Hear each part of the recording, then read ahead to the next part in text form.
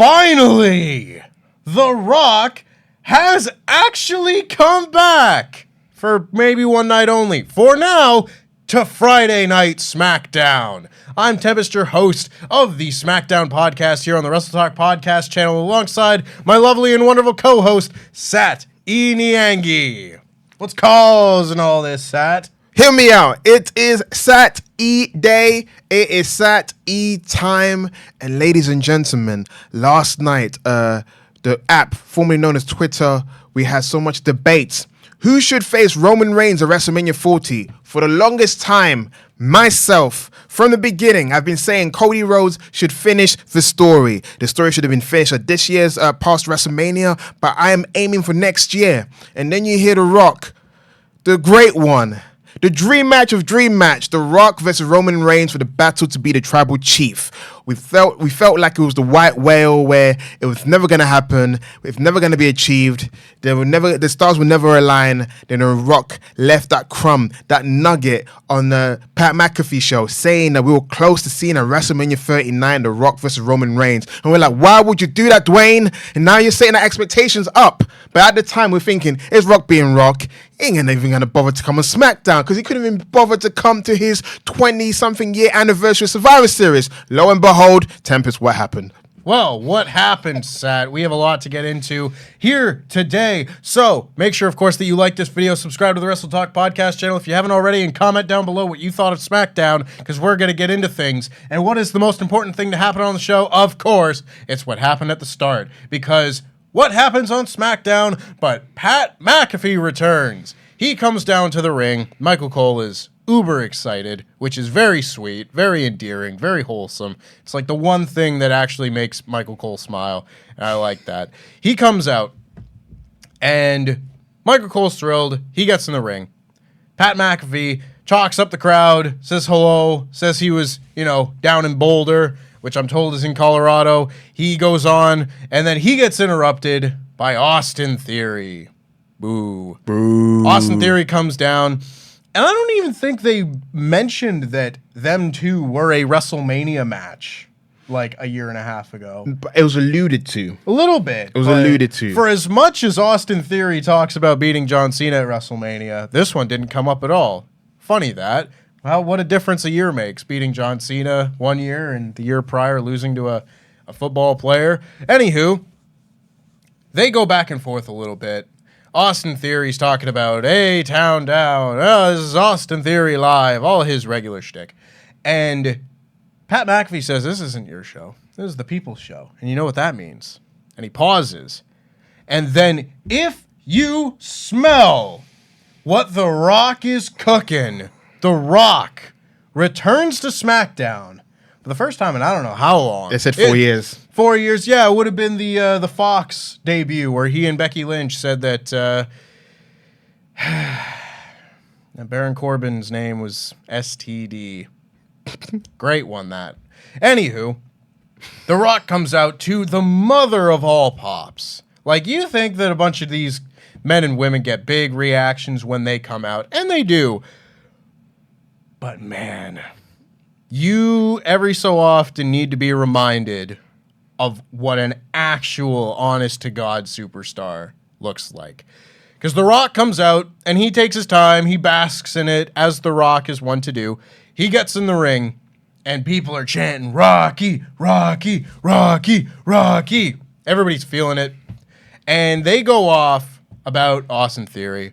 And my God, I've never been one for The Rock's, like, I'm just going to make fun of a mid-card heel promos. Like, they're fine, and they're fun because it's The Rock, and it's never not fun. But most of the time, the chant along with The Rock stuff, I'm like, it's cool. This time, my God, was he ever a goddamn conductor just motioning for his symphony to respond to him, because he says that Austin Theory is from A-Town. Well, I think he's an a-hole. Got him. And he says, we're going to get this half of the crowd to chant, you are, and this half of the crowd to chant, an a-hole. And my God, did they ever. They did it, and it worked. and it sounded good. And they literally had to stop after to be like, oh, that was awesome. And they continue. And that's pretty much all there kind of is to it. Both The Rock and Pat McAfee hit The Rock hits a spine buster, and then they both hit the people's elbow to end the segment, and then they're shown backstage a little bit later on, just kind of chumming it up, and then The Rock turns around, says hi to John Cena, and John Cena walks away. Thrice in a lifetime, haha. That was The Rock's appearance on this SmackDown. Now, what I would not have anticipated The Rock's return segment in 2023 be against Austin Theory, nor would I have booked it to be. But this now makes any possible world in which there is a Rock-Roman Reigns match seem a little bit more plausible, because 4 years was the last time we'd seen The Rock on this here show. And before that, 4 years is a long time, especially these last 4 years. We hadn't had a pandemic yet. Mm-hmm. We hadn't even had the beginning of Roman Reigns' 3+ year title reign. Mm-hmm. So we're talking about an entirely different WWE since the last time we saw Dwayne. And now he's back. Yeah. Back. Maybe just for this one show. Maybe until the strike in Hollywood is up and he can go back to making 11 movies a year. But yeah. The topic of conversation now turns to what happens with Roman Reigns, as it almost always does on this podcast, and for good reason. He's the star of the show. Because you said off the top about Cody Rhodes, The Rock, Roman Reigns, WrestleMania. What do we get here? And I'll open the floor first to you, Sat. You can talk about any of the bits from The Rock's, sing-along segment here. But also, what could this mean in general for the next 6 months? What does it mean to you? What does it mean to wrestling Twitter? We're very opinionated about this sort of thing. They are very opinionated. I appreciate you, my esteemed good man. Before I begin, I need more energy, so give me that fusion, please. Full charge now. I blew my hat off. I told you, turbocharged. What does it mean? Well, first of all, the reason why I said no, it's not a one-off, because I feel like The Rock, the TKO mergers happened. So all the big wigs that are involved, they're on a high on this business still coming together. And that's always when the business still comes together, they start formulating the plan. Their first WrestleMania under the TKO banner. So they're going to try their darnest to chuck money at The Rock's way to get him at WrestleMania. Whether it's against Roman Reigns, we may not know. All I know is, without a doubt, I think we'll see The Rock at WrestleMania. But whether it'll be against Roman Reigns, I don't know.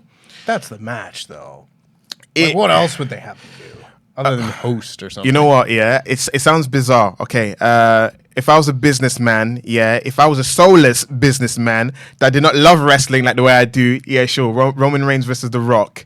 If I was the person that loves wrestling and loves logic and loves rewarding someone for busting their butt or ripping their, as someone said, the titty meat. I'm sorry. This episode will get flagged for me saying that. But that's what Cody did. I'm sorry.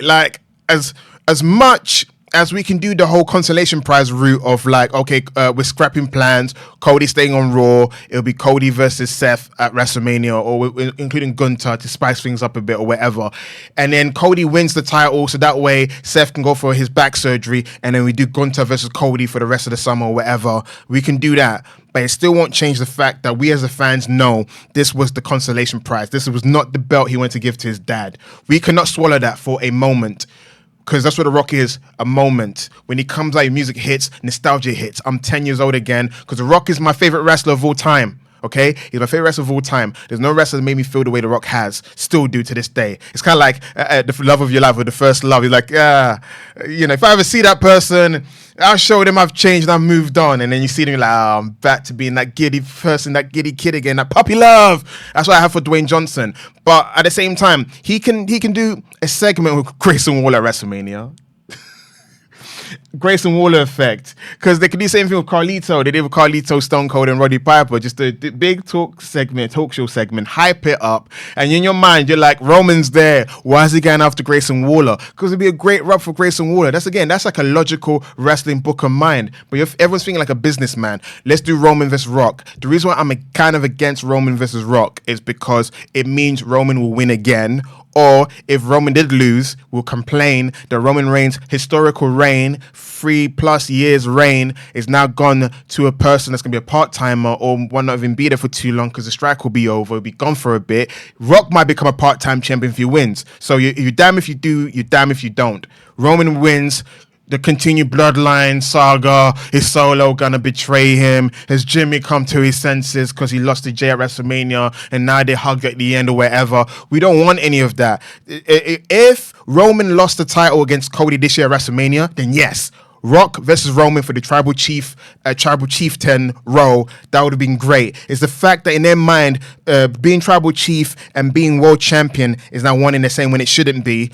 The other option could be option C. Is originally my option A on Twitter, which is night 1, you have Solo versus Cody, because, it'll give Cody something to do. And then you have Rock versus Roman on night 1. And then on night 2, you have Cody versus Roman, so Cody can finish the story. So we can have our cake and eat it, but rarely have we ever seen WWE go for that route unless we force them. The only time they've done that is for Daniel Bryan, is like he had a match against Triple H, then on the same night he had a triple threat match against Batista and Randy Orton. So there's been times when it happened, but we have to demand it. But from what I'm seeing on Twitter, we're all forgetting that someone needs to finish the story. We're all saying, hey Cody, I'm sorry man, we're prisoner to the moment, which we were. Even I changed my tweet saying, sorry, Cody, you may have to beat Seth. But in my heart of hearts, in terms of following logic, it should be Cody versus Roman. But if we can have both, we can make it happen, I wouldn't be against it. The floor is yours. I agree, honestly. I'm looking at this and trying to find the best solution to serve as many masters as possible here. And I think you could do Roman and Rock in a non-title match at night 1 of WrestleMania, and then do Cody and Roman in the main event of night 2. Mm-hmm. You could honestly do it the other way around too if you wanted to, and give Cody the main event of night 1 and then Roman and Rock as the main event of night 2. I don't really care which way around it goes. I think it just kind of depends on what story you are trying to tell there. Whether like the downfall of Roman Reigns starts with him losing the belts or him losing the title of tribal chief, whatnot. But that's all fantasy booking and such. I think that ultimately the time to do Roman and Rock, if you were going to do it, it was last year. The one with the Brock one, right? Right. Like when we were told forever and ever and ever that WrestleMania in Hollywood was going to be the one where they did Roman and Rock, Like we were told that before the pandemic. They were hyping that match up that like, hey, WrestleMania in Hollywood, that's when The Rock will have his swan song. He'll wrestle Roman Reigns, and that's the match we've always, thought that was going to happen or whatever. And then it didn't happen, and I think a large portion of the audience just went, all right, let's stop kidding ourselves. Yeah. Let's move on, and let's not hold out hope that this is going to happen, delay plans so that it's going to happen. But it's funny what one little segment can do, right? Like, oh, man. I've watched the pop of The Rock coming out, and I've had my journey with The Rock over the last year, I think, in general, the media has not been terribly kind to The Rock over the last year. And for solid enough reasons and such. I'm talking about, Black Adam and Shazam and stuff like that. The Fast and Furious franchise and such. But, man, does that just not matter when that music hits? When he comes out, I'm like, he's the best sports entertainer of all time. He is. And I don't think it's close. It's not. He's not. There are other guys that you could say are better wrestlers and everything. Even people from like similar time periods and everything. Like you talk about Austin and Rock and everything and whatever. But in terms of just a sports entertainer what WWE likes to tout that their superstars are, it's The Rock. Yeah. And if you have a chance to have The Rock main event WrestleMania one more time, I think you have to do it. I don't personally see a lot of value in having him go out there, go back and forth with Grayson Waller, and then move on. Personally. Because, like, you look at all of the various people that he's done that with over the last decade or so. And granted, yes, doing it at WrestleMania would probably boost that rub a little bit. But, like, other than just remembering that it happened because I remember this kind of stuff, I don't think that, like, Baron Corbin came out any better from getting the rub from The Rock and Becky Lynch at the Fox debut. I don't think that Rusev came out especially better off for having, you know, been told that The Rock was, you know, banging his wife or whatever The Rock had said. Cucked him out. Yeah, like, I don't think that those segments work very much these days. No. I never come, because there's a lot of reasons why, and that's a whole subject for different podcasts and everything, where, like, it's very hard for someone to seemingly rise to the level of The Rock, because no one can. That's why, and it's a real kind of like test if you're going to put someone in that position. Right. Because you can go out there and you can, you know, you can do what Austin Theory did of this and just look rattled and whatever. Not like as a performer looking rattled, but like he's playing the guy who's just like, shut up, I'm not an a-hole, shut up. You know, play that character and then get beat down and that's it, whatever. But, like, the only thing that I think could rival that, I wouldn't do Grayson Waller. I would have The Rock and LA Knight at WrestleMania. And maybe that's too similar. Maybe they're going to expose that LA Knight is just The Rock or whatever. I personally think there's enough differences there. Yeah. But you need to have somebody actually seem like they're on a tier even remotely close to that of The Rock if you're going to go that direction. Yeah. And I think that your options for that are very limited. I agree. So, in conclusion, I would be very okay with seeing The Rock and Roman Reigns in a WrestleMania match. I know they said this year that, like, The Rock didn't have enough time to get, like, in shape and everything for that match and basically just get his cardio up. But for God's sake, I don't know who's told these guys that the main event of WrestleMania needs to be 35 minutes or whatever. Oh, we know. Come on. I know that the creative director, they head of booking or creative director Paul Levesque is known for like. Oh, I'm well aware, sir. I'm well aware that for the sake of he, again, that's for another podcast. How my guy wants to be Harley Race, but can't quite nail it. Right, but like that's kind of the Roman Reigns style these days, is to walk around slowly, methodically, talk while he's wrestling, and it has led to like, the Jey Uso match, which not a lot of people liked, but was way too long. Even Rock's last like few matches, the Cena match at 28 was a half hour, which I looked it up. Other than the Iron Man match with Triple H, he never had a singles match that long. Exactly. Who's behind that? You don't need to. Give me a nice, succinct 16-minute main event of WrestleMania and tear the house down like Brock and Roman did the first time, where it was just action, finish. The best match they had. Easily. Give me that, and I think you could set records with this show. It's not going to happen. The Rock is great at selling, so he's going to sell for the story. Yeah, he's going to talk smack. You come here from Hollywood. This is my show. This is my WWE. He's going to talk smack to him, and The Rock's going to act. We know what. And then, the funny thing is, everyone said they want it, and I'm going to be sitting here watching people just talk smack about this match as it happens. I'm like, you could have had Cody in that slot. No, you know what? This is the stance I'm going to be on. I'm off. Give me both match on night 1 and night 2. What's the point of having 2-night WrestleMania if you can't do it? And you know how they like to do accolades. For the first time ever, Roman Reigns is going to defend his title night 1 and night 2, blah, blah. Do that. You know why? Because I want to throw it out there. The original tribal chief, his name is Yokozuna. He had 2 matches in one night at WrestleMania 10. If he can do it, Roman can do 2 days separate, 2 separate days and defend the title. It can happen. On to Austin Theory, because he's the other person in the segment. It was nice to see Pat McAfee. We miss you, Pat. Please come back and do commentary soon, please. Please. I don't think he's ever going to, which makes me sad. You know what the sad thing is? He wants to come back, but I feel like, if I was in his position and I was given great opportunities and the bag, and he's got a daughter, Mazel Tov, and I understand where he's going. You go where you can secure your family's legacy. As much as you love something, sometimes follow the bag. Okay, Austin Theory didn't do too bad. I just want to say that, actually. I was gonna cringe because Austin Theory is usually rubbish. He's one of those performers when you give him the microphone, you're like, man, they really gave you a script to memorize. This is the part where you pause. This is the part you feign anger. Nothing about him comes across as authentic. But I feel like in this situation, there are certain things when you told The Rock, it doesn't matter what he thinks or what The Rock has to say. I was like, okay, good for him.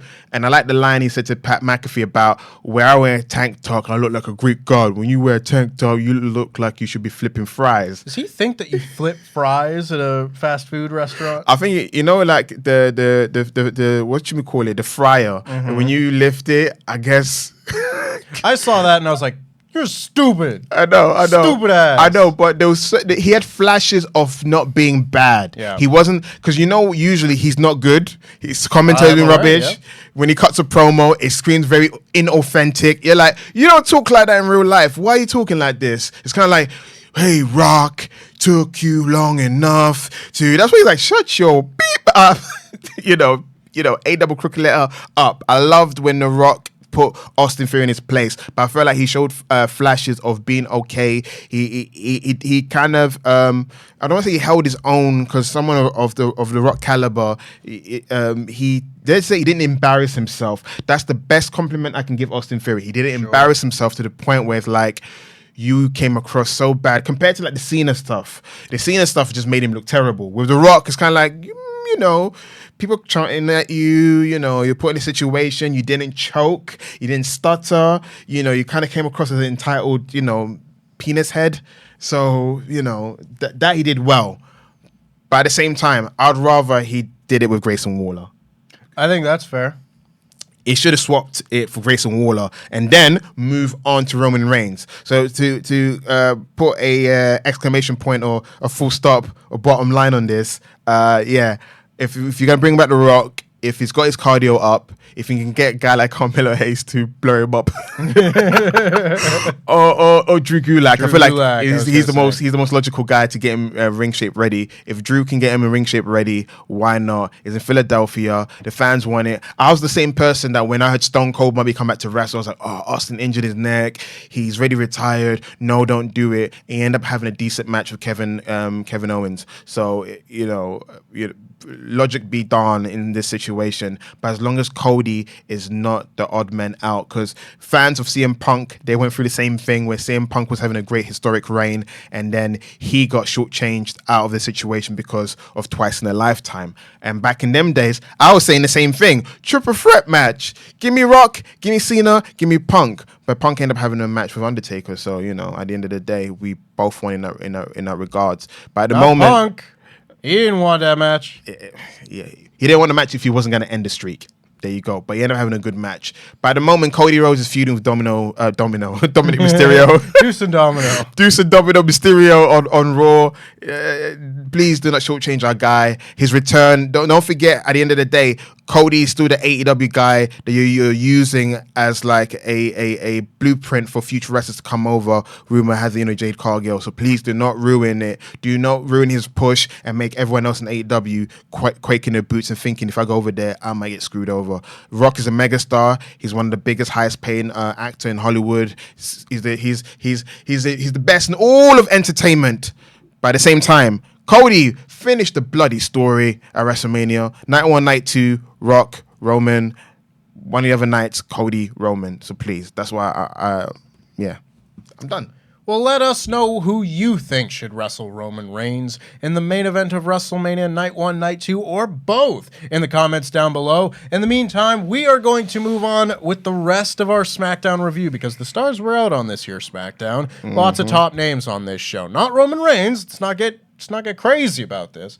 But we had our first match here, which was Finn Balor versus AJ Styles, a rematch from TLC 2017, and also Survivor Series last year, which I had totally forgotten until just now.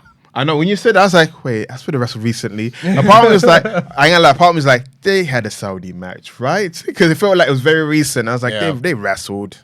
Yeah, I mean, I don't watch Raw. Listen, I was not present for the entire OC versus Judgment Day feud that went on for all of the fall last year. You weren't? You don't even do like little... I watched little bits because it was like Triple H's time, but it was not those bits, really. It was the Rhea Ripley stuff. But anywho, this match was good. It was well wrestled, obviously, because look who's involved. They went back and forth.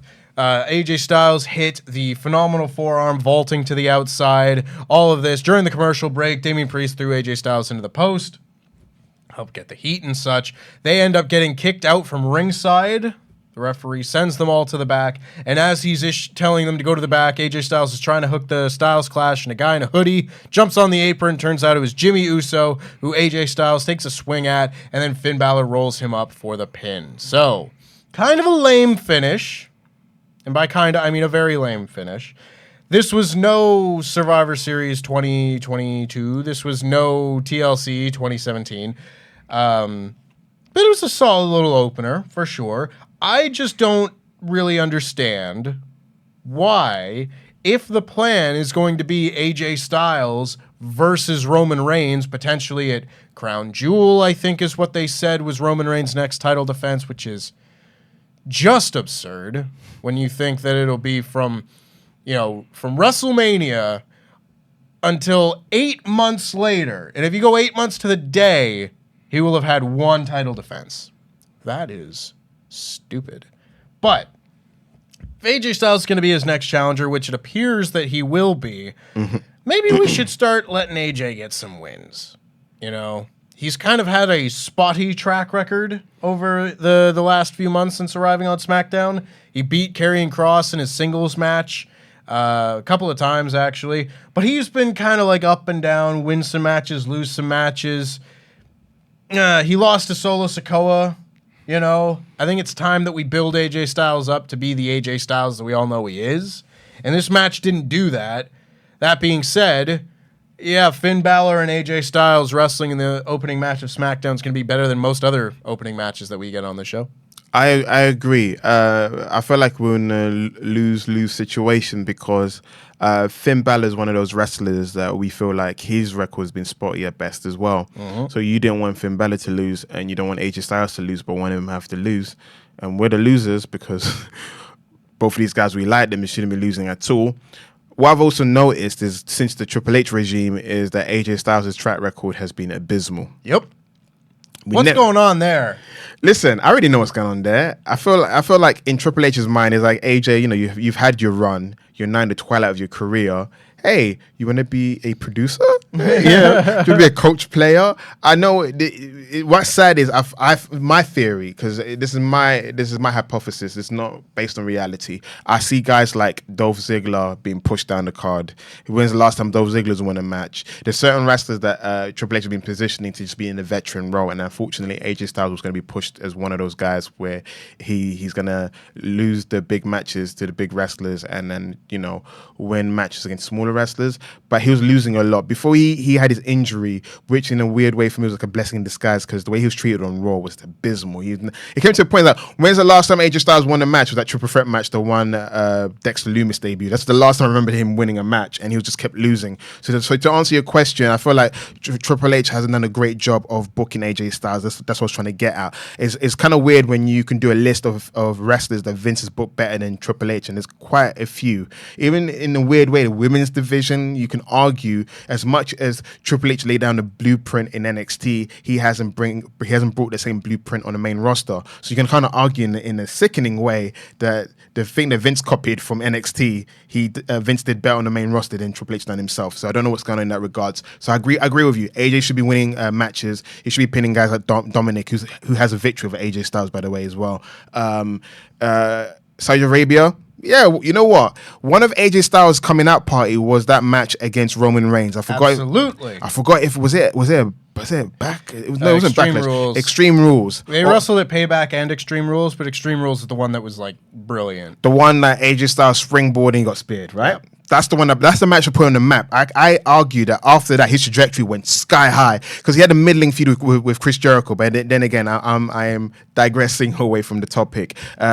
Yeah, like I said, AJ Styles, it should be giving him victories over like Jimmy, Solo, Finn Balor, because Finn Balor is now a tag team guy at the moment, so he can afford to lose because he's carrying 2 belts, whatever, perceptions of everything. But I don't know what they're doing because a guy like AJ Styles, yeah, he's not AJ Styles of TNA early 2000s, and yeah, he's not the AJ Styles that we see in videos spread across social media, but he can still hang when given the opportunity. So I hope they do better by him by next week. And also the OC, they need to do better by the OC. Yeah, we get, Gallows and Anderson, they've kind of like reside with the fact that they're never going to get pushed to the level they once were and they're happy with just having money, but at least give them some sort of semblance of doing something so they're not felt like they're useless, to the point that AJ Styles now ditched them because, they haven't an effective crew. I'm hoping that this time off, it kind of rejuvenates them to come out and step up for AJ when he needs them the most. I think it's very well said. Ultimately, I do agree. I, unfortunately, have kind of been of the opinion that for the last few years, AJ Styles is kind of washed. Like, it feels blasphemous to even say, because I have all the respect in the world for AJ Styles. AJ Styles is one of my favorite wrestlers of all time.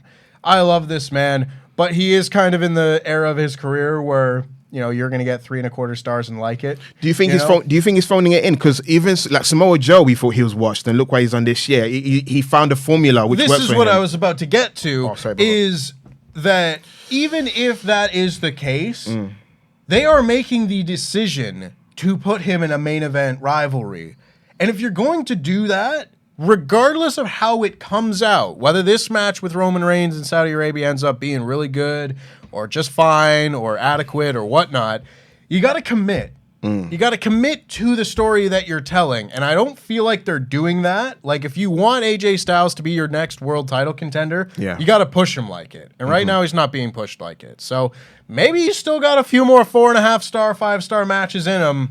And I would very much like to be wrong on that. I think he does. I feel like he has reached that point where he's like, he looks at Wendy, looks at the kids, and goes, "What's the point?"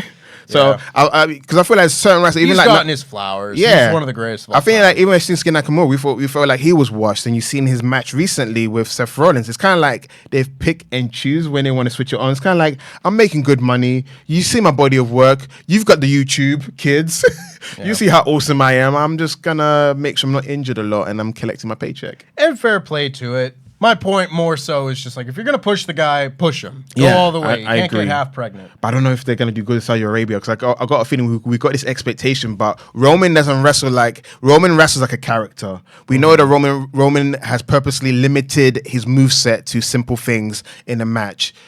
Which I don't mind, because I love Gunther. But if you realize that Gunther wrestling style is very simple, it works, and he's very realistic. He doesn't need to do flippy stuff. Roman doesn't need to do flippy stuff. You can argue in the pandemic, his match style was working well, but since then, I think because of the adding extra minutes to matches, it's become boring. I think if it's a 15-minute match where Roman does a little smack talk for 5 minutes, it will be fine. Because it's half an hour, so you feel like 20 minutes is talk. Yeah, you can kind of like go to the bathroom at the start of the match. Yes, and not miss anything. and then it's like the final 15 or 10 minutes. Then the match will heat up. Then because the final 10 minutes heated up, it kind of makes up for the fact that it was 20 minutes of dialogue. 20 minutes of like, you and Wendy and the kids, you're in my island of relevancy, all that kind of stuff that Roman likes to say. So I hope the match is good. I don't know, because Roman doesn't wrestle like the big dog. The big dog had movesets. Big dog liked to show out, but the tribal chief, nah, he'd rather bully you mentally. Yeah.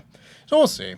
Jimmy Uso is shown backstage talking to Finn Balor after the match with a very noticeable Paul Heyman just kind of lurking, watching from the shadows. He's not a spy. He's not a spy. He's not. And Jimmy says that was getting, Finn Balor back for last week and everything, so they're even. And they kind of like chat each other up. They're very cordial. Finn Balor says that there's a place in the Judgment Day for Jimmy Uso if he wants it. He said the same thing to Jay, and Jay didn't say yes, but he didn't say no. And there's no Roman in the Judgment Day, and he walks off. And Jimmy is stood there, and Paul Heyman then walks up to him. And it looks like he's about to, like, chastise him for even contemplating such a thing. And then they cut, which was strange, but it was what it was. This was where we then had The Rock and Pat McAfee backstage doing their bit with John Cena. And then in the ring was Rey Mysterio and the LWO. And they're there, and Rey Mysterio does his promo, and he says, "Hello, Denver. What's good? Last year when I came to SmackDown, I was miserable. I was at a crossroads in my life, all because of Dom. And you all taught me to believe again, and here I am, the United States champion with my new family, the LWO." And Santos Escobar gets on the mic, and he's like, "Ray, you are family. When Austin Theory attacked me, you stepped up, took my place, and won that title. And you are my idol. It's always been my dream to have a match with my idol for a championship. So, Ray, will you face me for the United States Championship?" And Ray, at first, is like shocked. He's like, "How dare you ask me this thing? Why would you do this?" He's like, Of course I'll give you a title match. And that's really nice.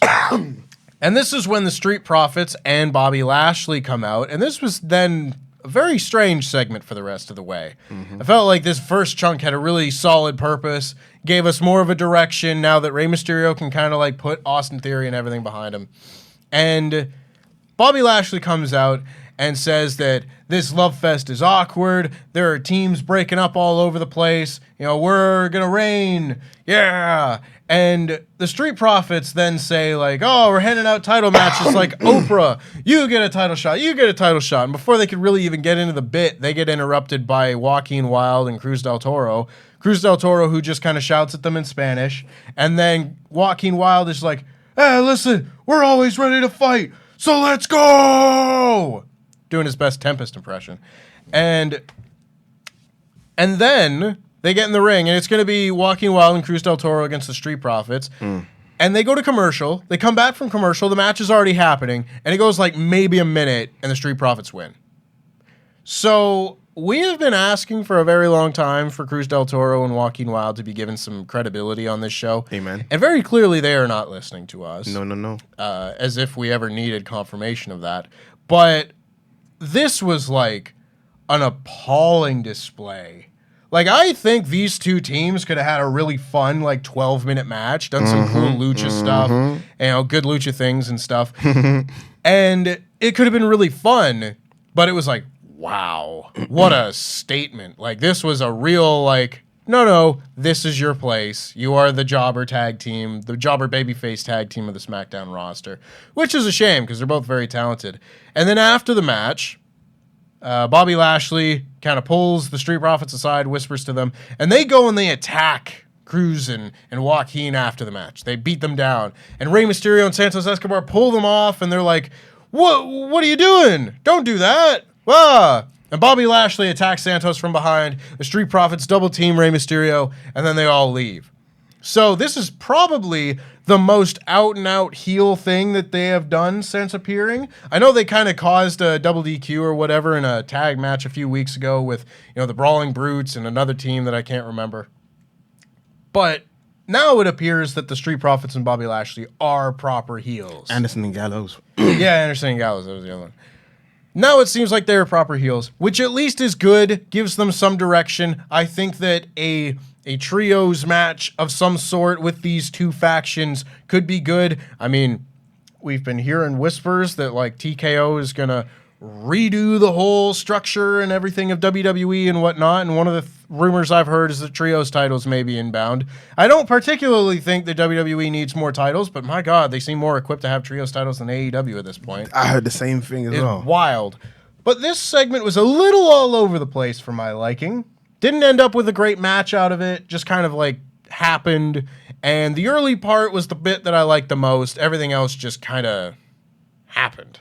Do you know why? What's that? Some genius went, "Hey, you know how we've been teasing that Bobby Lashley and Street Profits are turning heel?" He goes, yeah. I got a great idea. Let's turn them heel in Bobby Lashley's home state. Ah. Idiots. Exactly. That's what happened. But at the same time, they felt like, but wait. But I got even better. Everyone loves Rey Mysterio. Yeah. Lashley should hit Mysterio, so that would signify the heel turn. Again, at the same time, it's Lashley's home state. What are they thinking? That's what I was thinking the whole time. And you're right. The segment was all over the place. Bless Cruz del Toro. They gave him a microphone, and he's like, I don't know if there was a part of me doesn't. I don't want to lean into that. Cruz del Toro probably messed up Montez Ford's bit. Because you could tell Montez probably needed more time to let the Oprah thing sink in a bit, to get a little bit of an annoying reaction. And then he's like, cut in and save the day. So maybe there was miscommunication issues. They had, 30 seconds of mic time, probably even less in the ring. They need to do better by Joaquin and Cruz. Joaquin, who we know from TNA as DJZ, we know he can do more than what he's been shown at the moment. If they're going to continue dropping them out, I would just swap the two for Humberto and Angel. Honestly, that's what I thought. You know what? It could happen because in a weird way, I don't want to be... Listen, I'm not much of a fantasy booker, but I can't help but feel like if Santos Escobar turns against Rey Mysterio and Cruz and Joaquin want to stay with Rey, Humberto and Angel can just come back and be the new Legado. Again, I'm going too much ahead, but this storyline's already started as... You're usually good at BS meter or seeing if a slow heel turn starting. Is things that Santos come out of his mouth, is that genuine or is that subconscious? You think it's being genuine? I don't know. I just agree that it's interesting. I don't really have a read on whether or not brought it up, is. Yeah. He goes, I was injured. You took my title shot and you won. If you read it on paper, you're like, yeah. Was he salty when he said it like this? But no, he seemed proud when he said it. He said he seemed very proud, like Ray took his spot. Really? I would be kind of resentful. And then when Ray responded that way, was Ray being serious or was that a joke? Yeah, it was a joke. Okay. So at the moment, they're coming from a genuine place. The match they have will be make or break. I would argue that Santos is not winning. Because, it makes sense that Santos loses, has a frustration on his face, probably might get a bit heated, but ultimately cools down because, being LWO is quite cool. We've got cool merch sales and stuff like that. But I think this will become the resentment that festers because now we start thinking, it's usually around autumn and winter time, we start thinking, WrestleMania's coming out next year. What are the matches? You could argue this storyline could be WrestleMania worthy. Yeah, I think it could be. I think in my head, it's been like they need to either decide whether this match is going to be at like Survivor Series or something, or if it's going to be WrestleMania, because I think it could be at both. It just depends on what they want to do with Ray otherwise. But I don't think there's a wrong choice there. I feel like it'll give Santos Escobar a WrestleMania match. I mean, Rey Mysterio is a WrestleMania staple at this point. He has been since the Ruthless Aggression era. Santos Escobar, I don't remember him even having a match at WrestleMania this year gone. No. But yeah, it would be a great opportunity for him and even to win. This could be the moment where he actually cheats to win. And then I could see it being like kind of like the way they done the Ricky Starks heel turn where he was desperate, he won it, and then you start seeing the slow descent to him being cocky and arrogant again, probably treating his teammates horrible. And that's when I did the whole pitch of Angel and Humberto because it gives them WrestleMania season mean they spent X amount of time at NXT to rebuild themselves to come back to the main roster and be a threat. Solid idea. Yeah. We'll see what happens. Yeah, we'll see. The next match, of course, was the A-list rematch between LA Knight, and The Miz. And it was funny because this has really been built up over the last few weeks and everything. The program going into Payback was very much a hot thing. And then this match was it's next. And I was like, okay, cool, sure. And it wasn't bad by any means, but it did just kind of feel like it happened. This kind of felt like a blow-off match, which I probably would have had as the main event of the show. Would you? Yeah, I think so. I, of course, would have changed the main event segment entirely. I just would have had that been very different. But, I don't know. This felt like it needed a little bit more just to make it feel as important as it probably should have been. But, again, it was fine little TV match. The Miz had kicked LA Knight in the eye somehow for the heat, and they go back and forth, and LA Knight manages to grab the rope as the Miz tries to hit a DDT, and he avoids it, and then gets caught with a codebreaker coming through the ropes afterwards. That was good, right? That I thought was a cool little spot. You don't really get to see the Miz do spots like that. There were other neat little spots as well. They did... kind of like a sit-out DDT type thing coming out of the corner, The Miz did, and it was good. And then the LA Knight fired up and hit the BFT for the win. Clean win. LA Knight should be done with The Miz at this point, and they can move on. And after the match, LA Knight got his usual weekly time on the mic, which I'm really glad that they just allow him to do because it works. And he says that the goal's always been gold. He doesn't care whether it's Rey Mysterio, Gunther, Seth Rollins, or Roman Reigns. You say Gunther? Times like this, I'm like, where is my Tempest gone? Well, I'm doing a quote, of course. I thought in the quote, you'd be like, darn that quote. Here's Walter.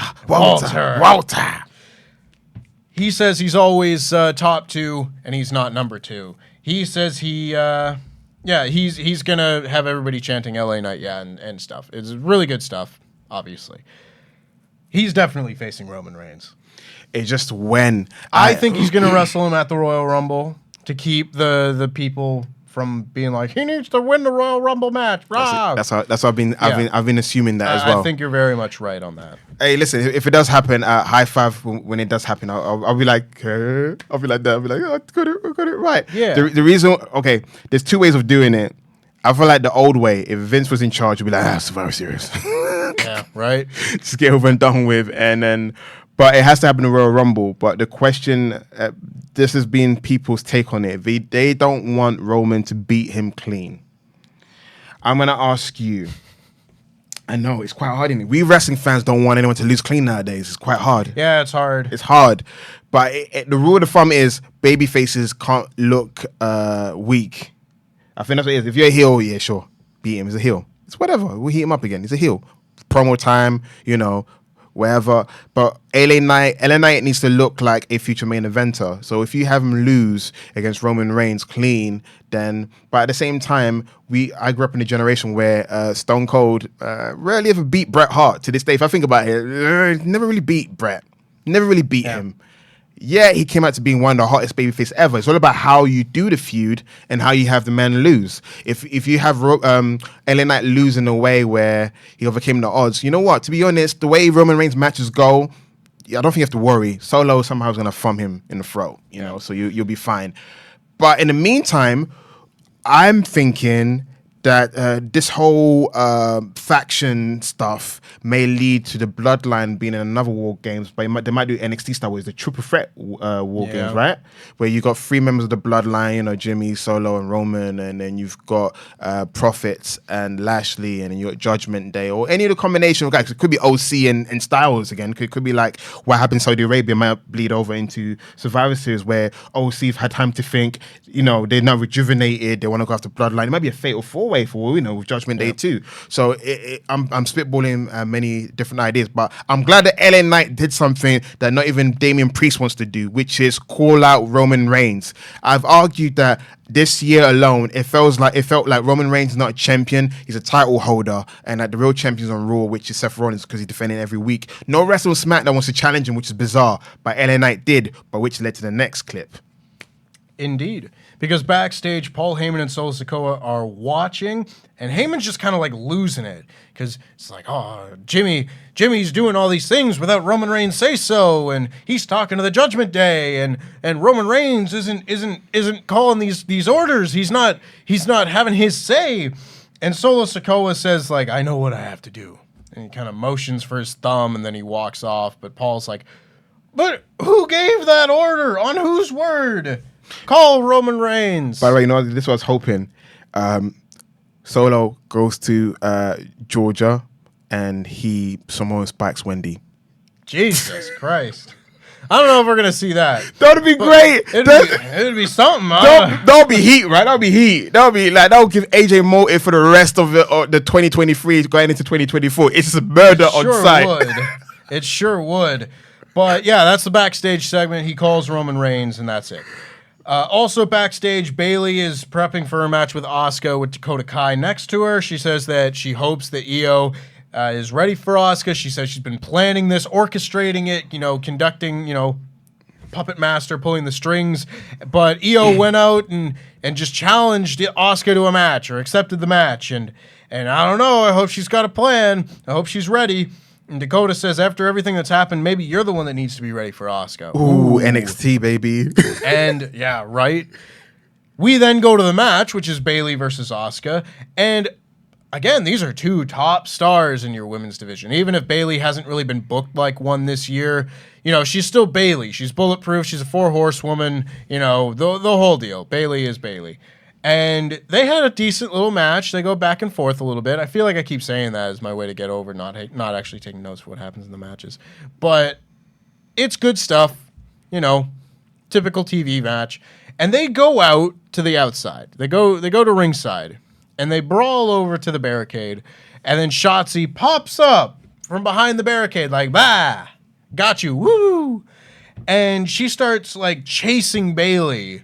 And I said this in my edited review in the news, which you may or may not have seen yet. But like Bayley's being chased by Shotzi. And it's just kind of like this, ooh, I'm going to get you. I'm going to get you. Just like chasing after her. But like she can't catch her. She's just chasing her to be a menace, you know? Chases her around the ring. And Bayley gets back in the ring and then gets pinned with a backslide from Asuka. Now, this is far too similar to the segment in the main event, or not the main event, the opener, where AJ Styles also gets pinned via roll-up after a distraction from someone not in the match. So I didn't love that. And again, Asuka's challenging for the title. I think you can just have her, like, win. And granted, she won, which is better than AJ Styles is getting. So that's at least some improvement. Yes, but sir. I think a good, strong, clean win for Asuka may have been in order here. My other point, and it feels like I'm really crapping on this match, and I don't mean to, but Shotzi has beaten Bayley twice. She beat her in a singles, and she's beaten her in a tag. Yeah. I don't know why we're still here. Bayley needs her win back. That's what it is. They're gonna build. They need to continue. The thing is, yeah, this is like them half-heartedly continue on the feud without actually investing in it. That's the way I feel.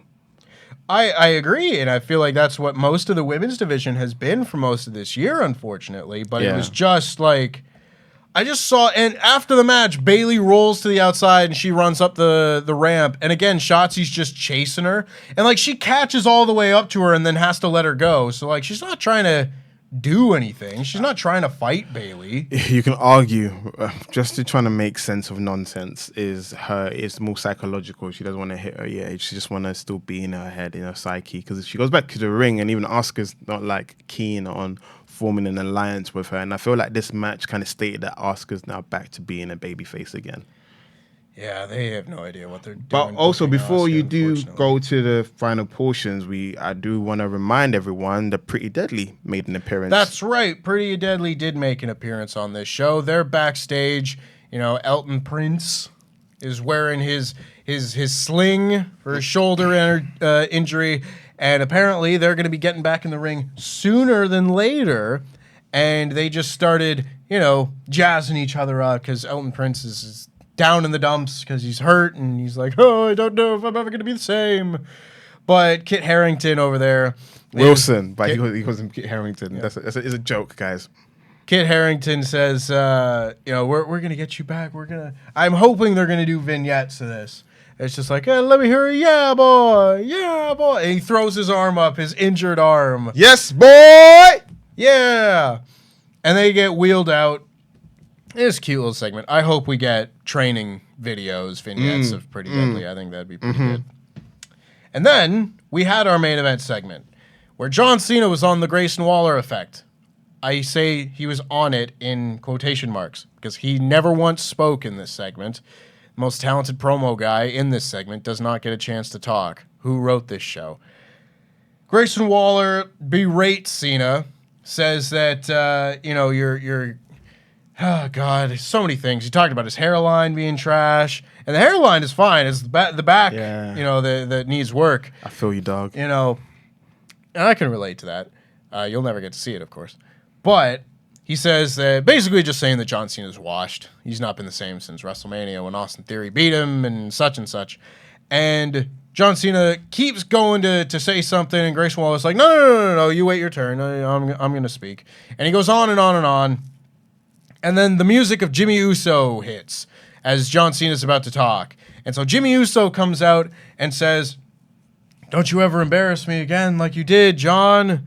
You don't get it. Nobody here wants you. Nobody wants you here, John. Everybody here came to see me, Jimmy Uso." And everyone's going, "Boo." Nobody came to see you, and everyone's going, "Cena, Cena, Cena." And this just, again, happens. They kind of go like toe-to-toe a little bit, and then Solo Sikoa comes out. And I liked this SmackDown more than maybe it seems. Because, my God, there was some stupid crap on this show. Solo Sikoa came into the ring, and he gets face-to-face with John Cena. And they have a little stare down. It's like, ooh, big man. Ooh, interesting. I remember John Cena and Umaga, gives you a kind of flashback of that. Same kind of build and such. And then Solo Sikoa turns around and he grabs Jimmy Uso, and it appears that he's going to hit his spike on Jimmy Uso. And then he turns back around and he attacks John Cena. It just feels like they are trying so hard to be like, "Oh, we got you. Oh, you don't know what's happening. Oh, you don't know what's coming." They don't know. They don't know what they're doing. No one knows what this story is right now. And it would be one thing if I wasn't in love with this portion of the story, but I could see where we were going. Yeah. I can't, and I don't care. There were portions earlier this year where I wasn't super in love with the TV going into like Night of Champions or Money in the Bank or things like that. Yeah. There were portions of this story where I was like, I don't really care about the TV, but I know we're heading towards Roman Reigns and Jey Uso, and that's kind of a goal here. That's that's a direction, a destination we're trying to get to. Now I'm just like, the hell are we doing? We're just spinning our tires, just like, trying to figure this out. And it's clear to everybody that this show has been left out in the sun a little too long. But before I say my piece, there's the final portion. Yes, the final portion of this, of course, is they beat down John Cena because Solo attacked him, and then AJ Styles comes out to even the odds. Yay. And they drive off the Bloodline, but Solo, very importantly, this is a plot detail that I think is very important. Is Solo is kind of on the outside, and they are going to end the life of Jimmy Uso in the ring. And Paul says, "Save Jimmy, save Jimmy." I think he was on the phone while he was doing it, like he'd just gotten the word, like, yes, make sure nothing happens to Jimmy. That is the decree of the tribal chief and such. So they pull him out of the ring. They go on their way, and they beat up Grayson Waller to go off the air. And John Cena never gets to speak, never gets his retort. Not how I would have booked this segment. They booked John Cena like he was EC3 on the main roster. A little bit, which was bizarre. Like, it's just, I don't know. I don't know what to say about it. Like, you're having John Cena in a talk show segment to close the show. Don't use that as your set dressing to further a Bloodline story that is very cold. Do John Cena and something. John Cena is something you do not get to have on TV every week. They wasted him. He's wasted on this show. He's got limited dates, so because he's here for I think for a couple of months, but each date matters, right? I mean, it's each Friday. It's like it he was supposed to be here for like 8 weeks or whatever. This is the third week. You're almost halfway through your John Cena dates, and he did nothing on this show. Unless he dark matched it, and they probably got a lot more out of it in Denver, Colorado? I would say Boulder. What I like about Colorado, by the way, is they name everything after mountains. From the Rocky Mountains, you got Boulder. Yeah. Anyway, the biggest issue is they don't know what the POV is on Jimmy Uso. Right. Jimmy Uso said he was out. And Solo Sikoa, which I love how they done it. Soft-spoken voice. You're out when we say you're out. So we're like, all right, cool. And then what happens after that? Paul Heyman goes, well, he's not in, but he's not out. He's Bloodline, but he's not Bloodline. So I think that's what the issue is, because we want to follow a story, but when the story is so convoluted that even the narrator can't even make sense of it themselves, they kind of lose us. The only positive I'm hoping with the whole Jimmy Uso going back in the Bloodline is Roman will bestow some sort of personality change or nickname, because main event Jey Uso gave Jey Uso motive. It kind of like, because one of the things, the tongue-in-cheek thing is, technically Jay is only main event at that time when he's nicknamed main event Jey Uso, he's only main event against Roman. But is a nickname given to a former tag team wrestler, or mostly known tag team wrestler. But he grew into that nickname. It gave him a sense of purpose. My argument is Jimmy does not have a sense of purpose. Unfortunately, he's still looked as the leftover Uso, if that makes sense.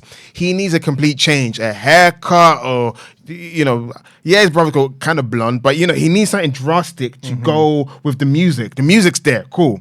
Got new music. I'm hoping that Roman will basically give him all lavish things and mold him in his image, because the Jimmy at the moment we've got, he's all over the place. He's lost. I can come up with reasons for why he's lost, but at the same time, it shouldn't be me coming up with it. The storyline should be telling me this is why he's confused and he doesn't know who he is. He's been very bold because he feels like he's back in the bloodline, but he's not. We know all of that stuff. But at the same time, it needs to make sense. It needs to be interesting. At the moment, it's not interesting. But I'd rather him be in the bloodline, because we see him by himself. He's a bit confused, a bit all over the place. What I would have liked earlier when Finn Balor asked him to join Judgment Day, it would have been like, Rhea Ripley, she wants you to do. And then Jimmy goes, I don't think my wife would enjoy that, and walks away, because he could go, oh really? She like, and but Jimmy Uso is the glue, because I feel like this whole situation is meant to mold Jimmy into the wrestler he's gonna be against Jey Uso at WrestleMania. Jay's over like Rover.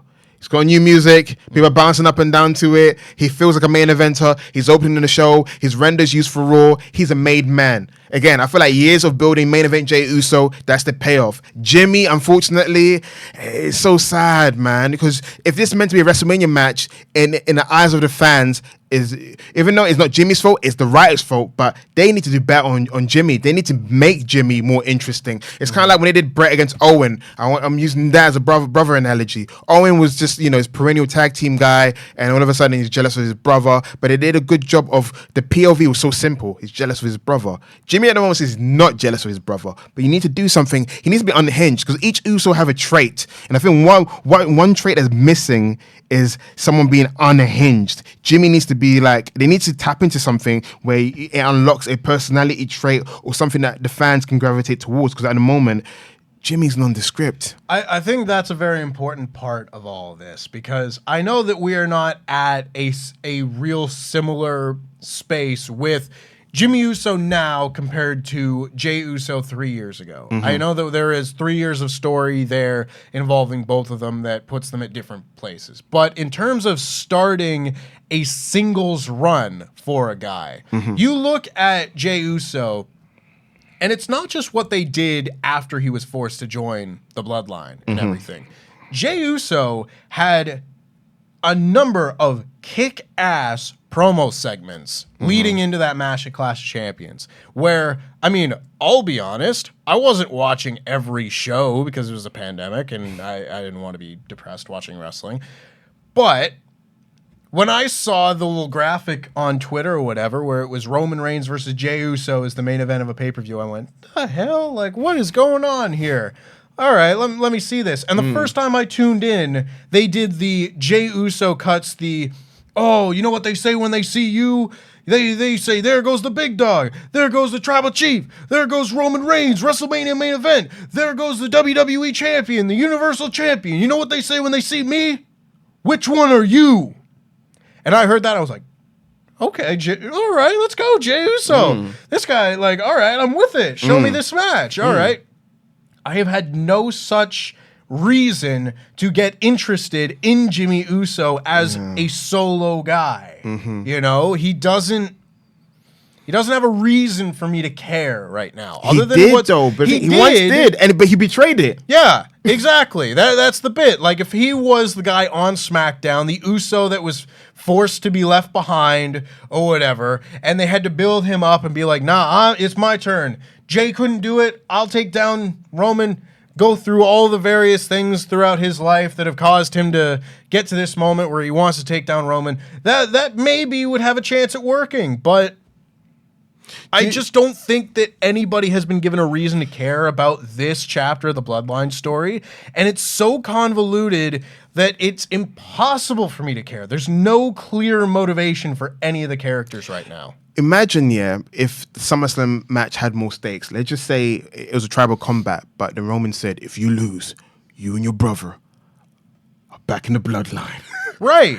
And so that way, let's just say Jimmy didn't turn. It was Solo, and Jimmy and Jay are back in servitude. Because Jimmy's injured, it's Jay. But Jay doesn't want to be under Roman's spotlight. What does he do? I quit, I'll go to Raw, find a loophole, wherever. But then Jimmy's left behind. So Jimmy feel like I got left behind. I can't leave. Some sort of Paul Heyman convoluted. We let Jay go, but you're not going anywhere. You're gonna stay here. You kicked Roman in the face. He never forgets. And then it makes people feel sympathetic towards Jimmy, but he gets kind of unhinged and he kind of blames Jay for leaving behind. Then he turns on Jay. I survived to some point. Because the motive has to make sense, because there's nothing to grab onto. Because it feels like sand. It feels so hollow. It feels so plain. It's like. It's so frustrating because I feel like, as much as people say calling Jimmy boring at the moment, I feel like Jimmy has it in him.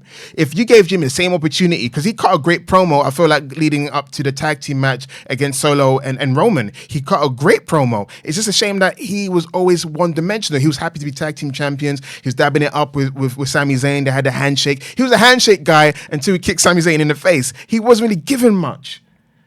Solo, it works for him. It's the mysteriousness of it. He's Samoan Spike. He's the silent assassin.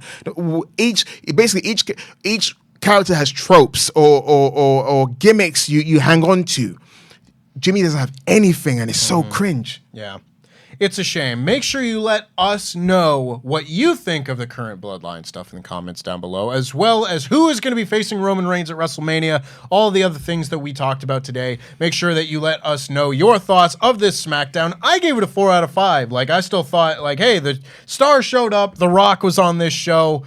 That's enough to boost the whole thing up a star. Otherwise, it'd probably be a 3 or maybe less. But The Rock was on here being The Rock, and what's not to love about Listen, that? that's a 4. If The Rock's on there, that's a default 4-star rating. Absolutely. But before we go, we have some very special people to give shout outs to, those being our $25 and above Pledgehammers over at patreon.com/WrestleTalk. So you can get your own custom wrestling nickname read out on a show just like this one, just like Tony Jabroni. Yeah. Trev Dog 316. Yeah. Commentator of the Century, Vince Phillips. Yeah. Vito Ventura, Pet Detective. Yeah. Willie Big E Singleton. Yeah. The Lumberjack. My goodness. Double X logs XX. Is that even real? Yeah. Looks like a virus. Connor the Crusher Bayley. Yeah. Ruben Day. Rory O'Brien Kelly. Yeah. The Batsman, Nathan Batty. Yeah. The man with the scoops, Sean. Yeah. And Shawn Michaels' biggest fan, Brett Guy. Yeah. Thank you, of course, to all of our Pledgehammers, but especially our $25 and above Pledgehammers. And you too can get your own custom wrestling nickname and have it read out on a show just like this by subscribing at the $25 and above tier at patreon.com/WrestleTalk. That will bring us to the end of our show this week. This has been the SmackDown podcast. We will be back on Monday with our Collision review. And until next week, I've been Tempest. That's been Sat. We are the House of the Black Mask. And I wore black today. Yes, she did. Also, the T-shirt as well. But where can they find this lovely T-shirt? WrestleShop.com. Get the WrestleTalk Faces shirt. I'm on there. Look, they put me and Tempest together because they know House of the Black Mask, and then they also put Pete and Tempest together as well. Ooh. That's quite kind of awkward how you got two of his favorite people next to him. But who does he love more? But I was told Tempest he can love Pete more because they've got more longer-standing relationships. So I'm very understanding, so people know that. But yeah, see you next Saturday, Saturday time. The house always wins. House of the Black Mask. We out.